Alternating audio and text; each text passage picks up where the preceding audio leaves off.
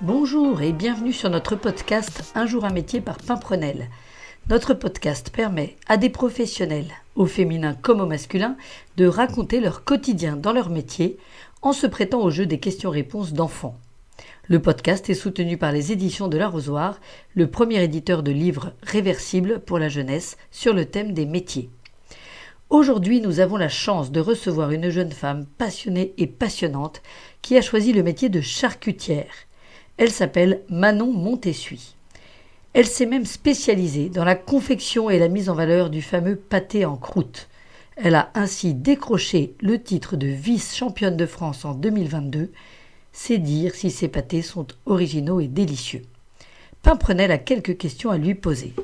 Pimprenel, c'est à toi. Bonjour Manon, je suis ravie de vous rencontrer car je suis curieuse mais aussi assez gourmande. Alors, votre métier me fait déjà saliver. J'ai une première question à vous poser. À quoi votre métier est-il utile ? Bonjour Pimprenel, je suis charcutière traiteur et spécialisée en pâté en croûte et c'est utile à plein de niveaux. Déjà, ça apporte de la joie et de la convivialité aux personnes qui dégustent ces créations. Ça valorise le savoir-faire artisanal et traditionnel de la cuisine française. Et enfin, j'essaie de contribuer à préserver et à promouvoir les produits locaux et de qualité, parce que je collabore avec des producteurs locaux et des artisans passionnés. Joie, artisanat et circuit court, voilà déjà 3 bonnes raisons à préserver et mettre en valeur votre métier. Vous semblez passionné, alors racontez-nous, qu'est-ce que vous aimez dans votre métier ? Ce que j'aime le plus dans mon métier, c'est la créativité qu'il me permet d'exprimer.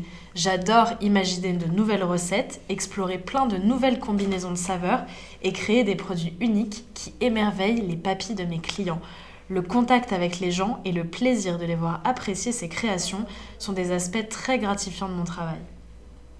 J'imagine, de mon côté, je suis assez créative aussi dans mes pâtisseries. C'est un sacré défi de les rendre appétissantes et bonnes. Mais revenons à ce métier de charcutière. Pouvez-vous nous raconter l'histoire de ce métier ?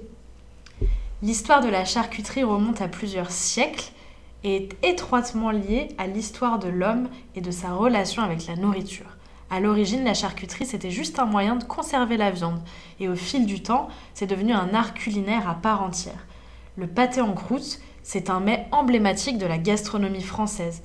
Et il trouve ses origines dans les traditions médiévales, donc au Moyen-Âge, où la pâte était utilisée uniquement comme un moyen de conservation pour envelopper la viande. Aujourd'hui, il incarne l'excellence de la cuisine française et est apprécié pour sa finesse et sa complexité de saveurs. C'est fou comme ce savoir-faire est ancien. Les gestes de l'époque ont peut-être évolué avec les progrès techniques, mais j'ai l'impression qu'on revient finalement au principe de base. En tant que journaliste, je me dois quand même de vérifier. Alors voici ma question. Que faites-vous en commençant votre journée de travail ? Je la prépare et je l'organise avec beaucoup d'attention et de minutie car chaque détail compte. Je note tout sur le carnet que tu vois juste ici. Chaque étape de la journée, chaque recette, l'organisation des cuissons, des préparations, c'est un vrai gain de temps pour moi et ça me permet d'avancer dans la journée avec beaucoup de sérénité. Oh là, je devine que tout ceci est un travail très minutieux. En effet, car tout préparer et oublier son pâté dans le four, ce serait la cata. Une autre question que j'adore poser, c'est celle du jargon. Pouvez-vous nous faire découvrir un mot qui a un sens spécial dans votre métier ? J'ai envie de parler du mot chiqueter. C'est un terme utilisé en cuisine pour décrire l'action qui consiste à pincer les bords du pâté en croûte avec une pince spéciale. Ça permet de coller les bords entre eux et que ça ne s'ouvre pas à la cuisson. Ça permet aussi de réaliser une jolie décoration sur les bords que je te montrerai tout à l'heure sur des produits. C'est un peu comme décorer les bords d'une tarte pour la rendre appétissante et plus jolie. Et c'est une étape hyper importante pour que les pâtés en croûte aient l'air beaux et soignés. Génial ! Et vous croyez que l'expression « faire du chiquet » vient de là ? Peut-être. Poursuivons, cher Manon. Avez-vous un exemple de savoir-faire qui vous est très utile dans votre travail et que peu de gens connaissent ? Un exemple de savoir-faire essentiel dans mon travail, c'est la technique de la pâte brisée par crémage. Normalement, la méthode traditionnelle, c'est d'incorporer du beurre froid à la farine pour obtenir une texture presque sableuse. Le crémage, ça consiste à travailler le beurre avec une texture de crème, de faire un beurre pommade. Cette technique, ça permet d'obtenir une pâte brisée beaucoup plus légère et bien croustillante. parfaite pour envelopper la farce de nos pâtés en croûte. Ce que veut dire que du beurre mou ou du beurre fonté font une énorme différence. Je ne l'aurais jamais cru. C'est comme la chimie, votre métier. En fait, les ingrédients provoquent des réactions chimiques comme dans un tube à essai.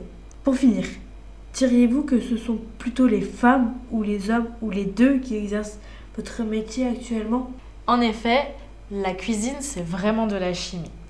Et je dirais qu'il y a beaucoup plus d'hommes aujourd'hui qui font de la charcuterie et beaucoup plus d'hommes qui font de la cuisine en général. Mais il y a de plus en plus de femmes et heureusement. Merci Manon pour votre témoignage. Je pense que ça plaira beaucoup à nos auditeurs. Merci Pamprenelle d'être venue jusqu'ici. Et maintenant, allons déguster. Miam miam.